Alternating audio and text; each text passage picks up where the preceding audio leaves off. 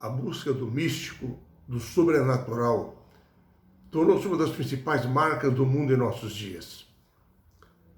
Essa busca está presente nos livros, exaltando o poder inerente do ser humano, está presente nos filmes repletos de espiritualismo e que fazem muito sucesso, está presente nas músicas que, aparentando uma religiosidade espiritual, também são as mais ouvidas.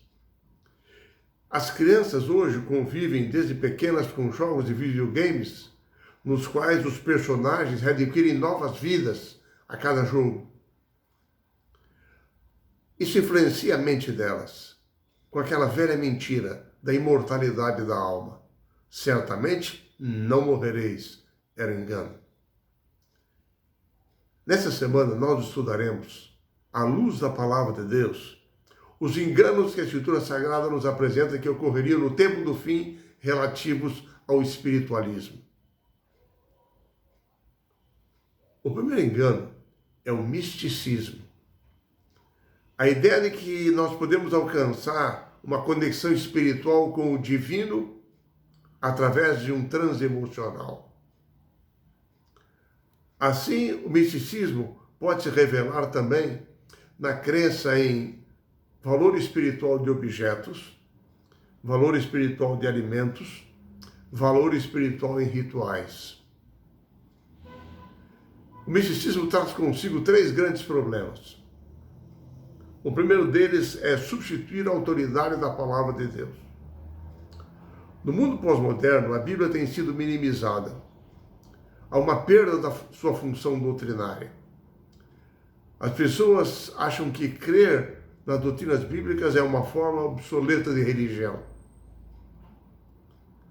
O segundo problema é que o misticismo traz consigo o fato de que experiências subjetivas, aquilo que eu estou sentindo, se torna o mais importante critério na minha interpretação da religião. Assim, eu posso reinterpretar, crer ou rejeitar os ensinos bíblicos. A obediência a Deus é substituída pela minha experiência espiritual e emocional. Como disse Jesus, nas tempestades da vida, se nós construímos a nossa casa sobre as nossas próprias ideias, a estamos construindo sobre uma areia e ela será destruída. Mas se nós construirmos a nossa vida sobre a rocha firme da palavra de Deus, nós estaremos seguros e salvos afinal. O terceiro problema é que o misticismo torna a religião subjetiva, emocional, tão forte em nossa vida, que não nos protege contra os perigos e os enganos do tempo do fim. Porque sem a guia do Espírito Santo, o estudo da palavra de Deus se torna inválido.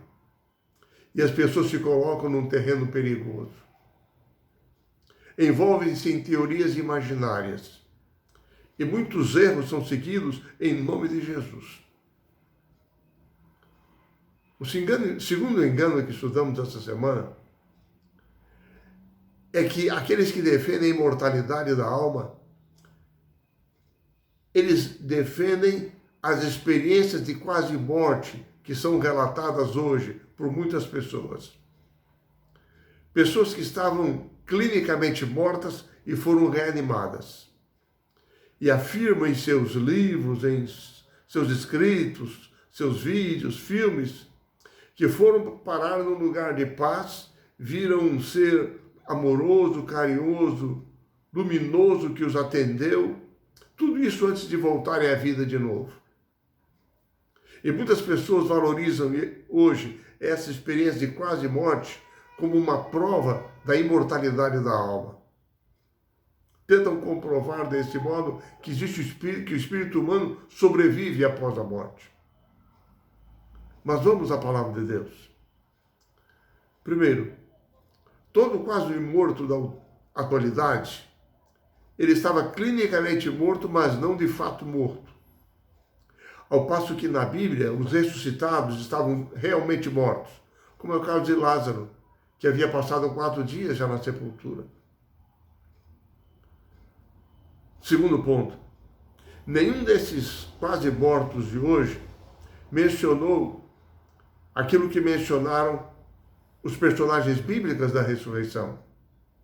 Os ressurretos da Bíblia, nenhum deles disse que após a vida foi para o paraíso, foi parar no purgatório, foi parar no inferno, coisa alguma disso. Terceiro ponto. As Escrituras são claras quanto ao estado de inconsciência dos mortos. Os mortos não sabem coisa alguma, não têm parte em coisa alguma que se fala debaixo do sol.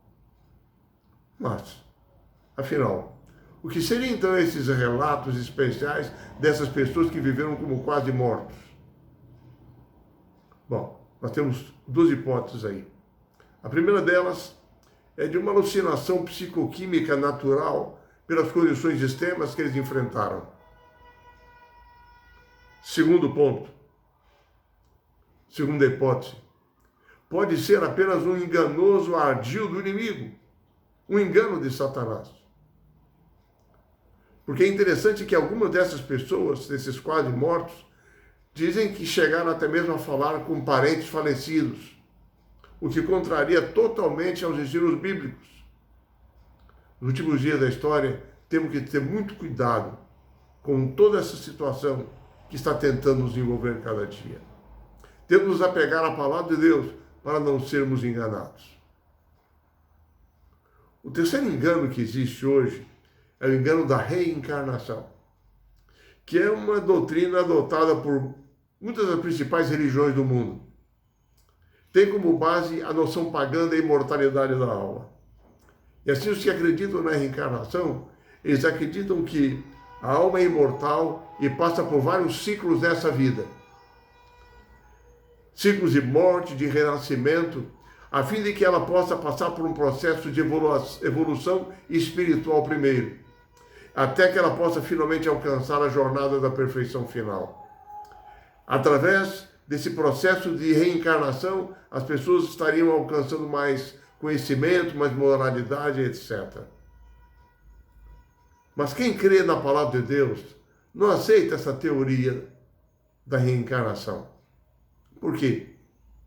Primeiro, ela contradiz os ensinos bíblicos da mortalidade da alma e da ressurreição do corpo. Segundo, a doutrina da reencarnação, a ideia da reencarnação, essa teoria, substitui a salvação pela fé na obra redentora de Cristo por obras humanas de aperfeiçoamento constantes em sucessivas reencarnações. Terceiro ponto. Terceiro lugar, a ideia da reencarnação propõe novas oportunidades em cada reencarnação, quando a Bíblia é clara de que o nosso destino eterno é decidido para sempre aqui nessa vida pelas escolhas que nós fazemos nesse mundo e não em sucessivas vidas. Quarto ponto, a ideia da reencarnação, ela minimiza o significado, a relevância da ressurreição final e da segunda vinda de Jesus. Assim, não há lugar para a ideia da reencarnação à luz da palavra de Deus. Mas é interessante que aqueles que acreditam na imortalidade da alma são atraídos ainda por outras ideias, outros enganos. O quarto engano é a necromancia. É a forma de você invocar supostos espíritos ativos dos mortos para que eles retornem e apresentem algum conhecimento sobre eventos futuros. Adivinhação através dos mortos. Isso vem dos termos gregos necros, que é mortos, e manteia, adivinhação. Ou seja, adivinhação através do conhecimento dos mortos. O quinto engano, que está junto a ele, é o do culto aos ancestrais. Que existem muitas culturas de muitos países. O costume de venerar ancestrais falecidos como se ainda fossem membros da família, podendo ainda hoje influenciar a vida daqueles que estão vivos. Vamos mais uma vez à palavra de Deus sobre esses dois últimos enganos. Todos os médiuns, feiticeiros, necromantes de Israel, o Senhor ordenou que eles deviam ser mortos. E nós encontramos a incrível experiência do rei Saul. Ele havia destruído todos os médiuns e espíritas de Israel. Mas quando ele se afastou de Deus, o que ele fez? Ele estava se preparando para uma guerra contra os inimigos, e aí ele buscou consultar o espírito do profeta Samuel, que já havia falecido. Ele dirigiu-se a uma necromante, uma feiticeira cananeia na cidade de Endor. E ali ele pretendia que o espírito de Samuel voltasse e dissesse a ele o que ele deveria fazer. O inimigo aproveitou-se desse momento e, numa estratégia especial, apareceu como se fosse Samuel e anunciou que o próprio Saul e os seus filhos morreriam. Porque o próprio inimigo já havia preparado uma batalha para destruir Saul e seu filho Jonathan, porque Saul havia se afastado de Deus. Dessa maneira, o inimigo fazia parecer de que de fato existiria poder nos mortos para revelar alguma coisa quanto ao futuro. Mas todos os profetas da Bíblia condenaram a atitude de Saul. E todos eles advertiram Israel que buscasse em primeiro lugar ao Senhor seu Deus. O sexto engano que nós encontramos é a personificação e outras aparições. O que é isso? Para enganar os que não estão firmados na palavra de Deus, o inimigo muitas vezes usa artifícios de personificar pessoas que já morreram, se apresentando como um familiar ou amigo falecido, e assim, às vezes o inimigo usa demônios para essas personificações, e parece que a pessoa está reaparecendo. Mas é interessante que o apóstolo São Paulo, ele diz que Satanás nos últimos dias enganará, se possível, os próprios escolhidos. No verso para memorizar desta semana, ele diz assim: não é de admirar, porque o próprio Satanás se disfarça de anjo de luz. Portanto, não deveria surpreender que os seus próprios ministros se disfarcem em ministros de justiça. E o fim deles será conforme as suas obras. 2 Coríntios 11, 14 e 15. É interessante que Ellen G. White, no livro Grande Conflito, página 463, ela diz que, como último ato do drama do inimigo, o próprio Satanás personificará Cristo ao final da história. Ele aparecerá como se fosse o próprio Senhor. Paulo nos adverte: nossa luta não é contra o sangue e a carne, mas contra os principados e potestades, contra as forças espirituais do mal. Firmados na palavra de Deus, nós estaremos protegidos. Por quê? Nós sabemos que os mortos estão inconscientes na sepultura. Nós sabemos que não existe comunicação entre vivos e mortos. Sabemos que as personificações são de origem satânica.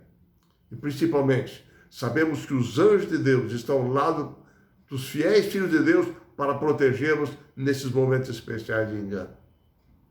Enfim, para nós vencermos os enganos do tempo do fim, não podemos seguir nossas próprias emoções.